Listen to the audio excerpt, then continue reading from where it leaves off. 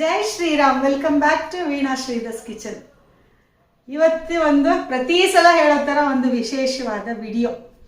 ಇದೇನಂತ ಅಂದರೆ, ಆಲ್ರೆಡಿ ನಮ್ಮ ಈ ವೀನಸ್ ವೇದಿಕ್ಸ್ ಆಯಿಲ್ ಎಲ್ಲರೂ ಬೇರೆ ಬೇರೆ ಪ್ರಾಡಕ್ಟ್ಸ್, ಬಾತ್ ಪೌಡರ್ ಆಗಲಿ, ಹೇರ್ ಪ್ಯಾಕ್ ಆಗಲಿ, ಎಲ್ಲರೂ ತುಂಬ ಜನ ಯೂಸ್ ಮಾಡೋಕ್ಕೆ ಸ್ಟಾರ್ಟ್ ಮಾಡಿದ್ದಾರೆ.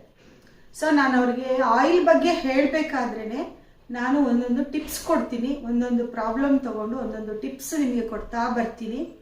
ಈ ಆಯಿಲ್ ಯೂಸ್ ಮಾಡೋದ್ರ ಜೊತೆ ನಾನು ಹೇಳೋ ಟಿಪ್ಸು, ಹೋಮ್ ರೆಮಿಡೀಸು, ಇದೆಲ್ಲ ಸಿಂಪಲ್ ಮಾಡ್ಕೊಳ್ಳಿ. ನೀವು ಮಾಡಿಕೊಂಡ್ರೆ ಎರಡು ಇನ್ಸೈಡ್ ಆ್ಯಂಡ್ ಔಟ್ಸೈಡ್ ಎರಡೂ ಕ್ಲಿಯರ್ ಆದರೆ ಬೇಗ ಹೇರ್ ಗ್ರೋತು ಚೆನ್ನಾಗಾಗುತ್ತೆ, ಹಾಗೂ ಬೇಗ ರಿಸಲ್ಟ್ ಸಿಗುತ್ತೆ ಅಂತ ಅಂದ್ಬಿಟ್ಟು ಹೇಳಿದ್ದೆ. ಈ ಹೇರ್ ಫಾಲ್, ಡ್ಯಾಂಡ್ರಫ್ ಅಲ್ಲದೇನೆ ತುಂಬ ಜನಕ್ಕೆ ಬೇರೆ ಬೇರೆ ಇಶ್ಯೂಸ್ ಎಲ್ಲನೂ ಇದೆ.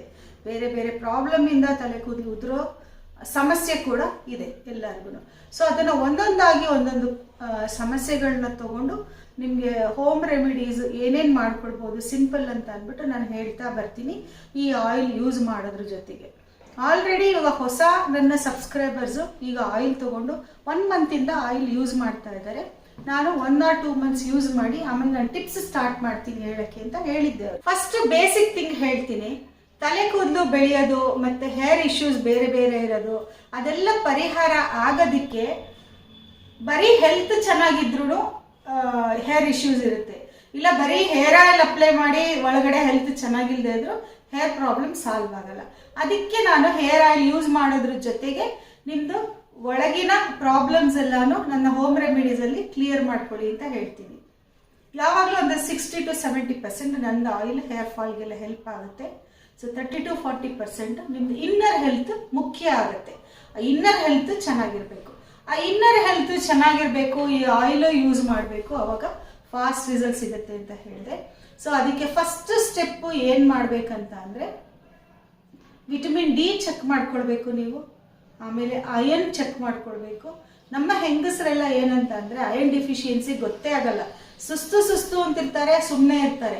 ಈ ಪ್ರೆಗ್ನೆನ್ಸಿ ಟೈಮ್ನಲ್ಲಿ, ಏನಾದರೂ ಒಂದು ಆಪರೇಷನ್ ಟೈಮ್ನಲ್ಲಿ ಮಾತ್ರ ನಮ್ಮ ಬ್ಲಡ್ ಬಗ್ಗೆ, ನಮ್ಮದು ಅಯನ್ ಲೆವೆಲ್ ಬಗ್ಗೆ ಮಾತ್ರ ಗೊತ್ತಾಗೋದು. ಹಾಗೆಲ್ಲ ಮಾಡಲೇಬೇಡಿ. ಅಯನ್ನು ಲೇಡೀಸ್ಗಂತೂ ಬಹಳ ತುಂಬ important. So iron level check ಮಾಡ್ಕೊಳ್ಳಿ ಬಾಡಿನಲ್ಲಿ. Vitamin D, iron and B12 ಇದು 3 ಚೆಕ್ ಮಾಡಿಕೊಂಡು, ಇನ್ನೊಂದು ವಿಷಯ ಹೇಳ್ತೀನಿ. ಹೆಂಗಸರುಗಳಿಗೆ ಯಾವಾಗ್ಲೂ ಅಯನ್ ಏನಾಗುತ್ತೆ ಅಂದರೆ, ನಮ್ಮ ಮಂತ್ಲಿ ಪೀರಿಯಡ್ಸ್ ಆದಾಗ ಹೊರಗಡೆ ಹೋಗ್ಬಿಡುತ್ತೆ ಅಯನ್. ಸೊ ಯಾವಾಗ್ಲೂ ಅಯನ್ ರೀಪ್ಲೇಸ್ಮೆಂಟ್ ಬೇಕಾಗ್ತಾನೆ ಇರುತ್ತೆ ಹೆಂಗಸರಿಗೆ.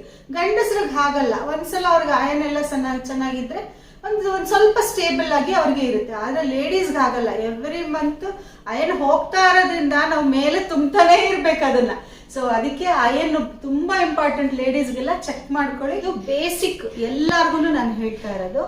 ಇದು ಆದ್ಮೇಲೆ ನನ್ನ ಮುಂದಿನ ವಿಡಿಯೋಗಳಲ್ಲಿ ನಿಮಗೆ ಒಂದೊಂದು ಇಶ್ಯೂಸ್, ಒಬ್ಬೊಬ್ರಿಗೆ ಒಂದೊಂದು ಇಶ್ಯೂ ಇರುತ್ತೆ. ಒಬ್ರು ಥೈರಾಯ್ಡ್, ಒಬ್ರು ಶುಗರು, ಈ ಥರ ಎಲ್ಲ ಇರುತ್ತೆ. ಒಂದೊಂದು ಪ್ರಾಬ್ಲಮ್ಸ್ ತಗೊಂಡು ಅದನ್ನು ಹೇಗೆ ರೆಕ್ಟಿಫೈ ಮಾಡೋದು ಅಂತ ಅಂದ್ಬಿಟ್ಟು ಹೇಳ್ತೀನಿ. ಸೊ ಈ ವಿಡಿಯೋ ನಿಮಗೆ ಖಂಡಿತ ಯೂಸ್ಫುಲ್ ಆಗಿದೆ ಅಂತ ಅನ್ಕೊಳ್ತೀನಿ. Thank you for watching. ನಮಸ್ಕಾರ.